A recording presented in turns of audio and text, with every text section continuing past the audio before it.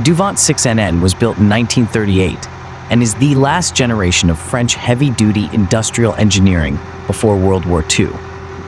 These engines were made to last for many decades, and they often ran all the time. The fact that they are still around now shows how well they were built. Watching a Duvant 6NN run is like seeing a strong piece of industrial history come back to life. Its defining characteristic is its incredible physical size and weight, reflecting the pre-war philosophy that massive cast iron meant superior durability and stability.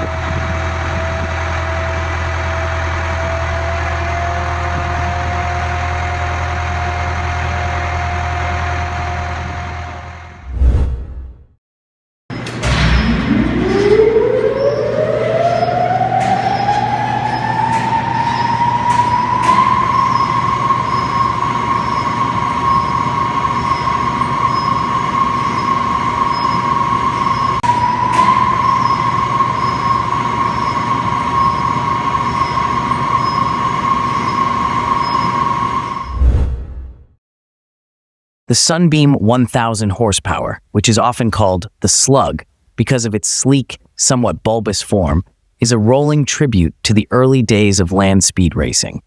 It wasn't made to compete against other cars. It was made to race against the clock and the record books.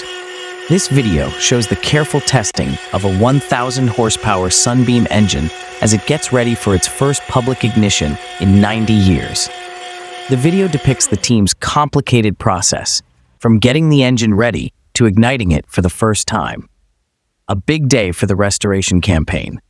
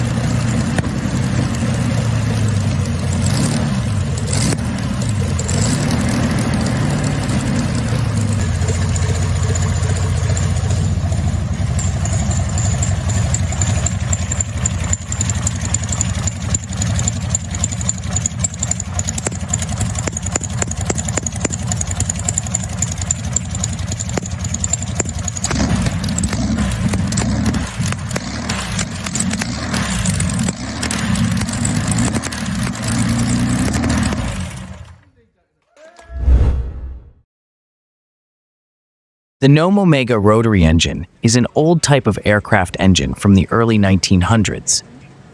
Gnome at Rhone makes the Gnome Omega, a French 7-cylinder, air-cooled aircraft engine. It was the first rotary engine for airplanes to be made in large numbers, and it flew for the first time in 1909.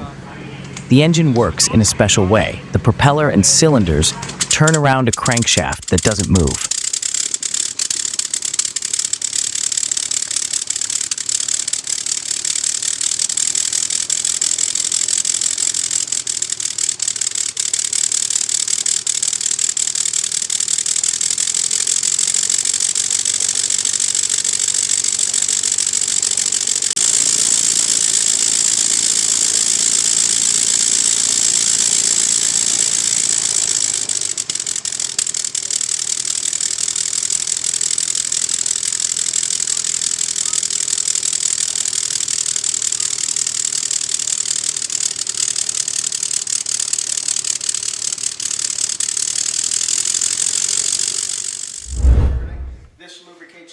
The name Aultman mostly relates to the Aultman and Taylor Machinery Co. in Mansfield, Ohio.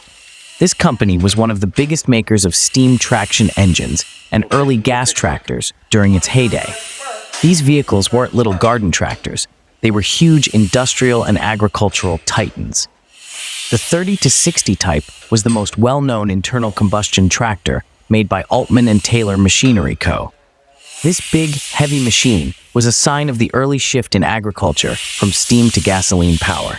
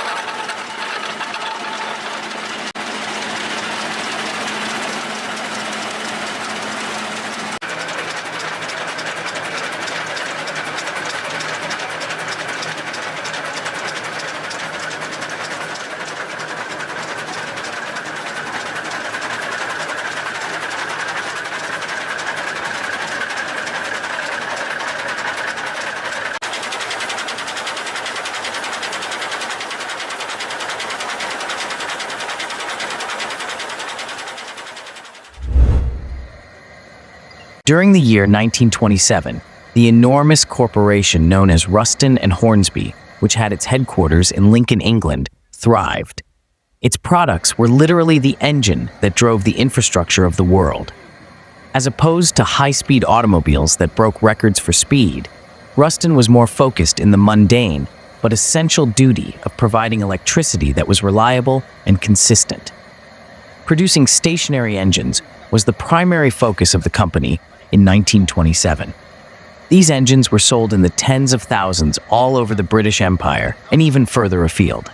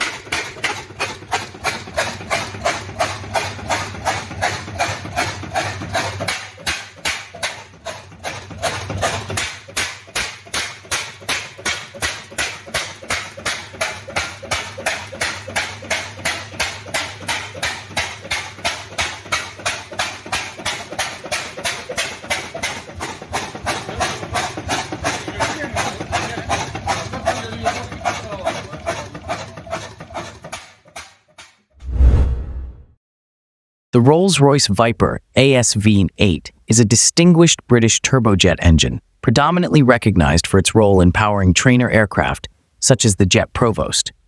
The notion of initiating this advanced machinery, a jet engine, using merely a manual hand lever is remarkably anachronistic and profoundly intriguing. The Rolls-Royce Viper engine is renowned for its exceptional durability, remaining in operation in aircraft from the 1950s through to the early 21st century. However, the concept of a hand crank start for a jet engine, particularly linked to early Viper variants such as the ASV.8, is the most intriguing aspect, combining traditional simplicity with advanced technology.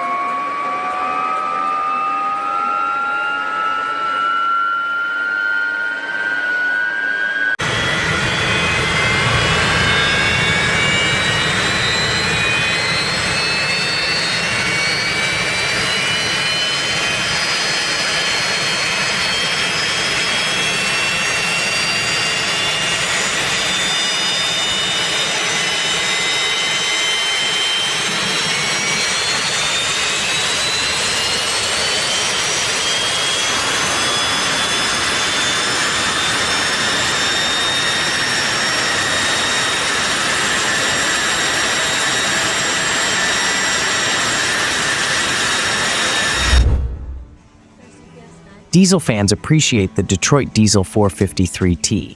It's a legend. It stands for a time when two-stroke diesel engineering was noisy, original, and powerful. The 453T had a lot of power for its size since it fired so often.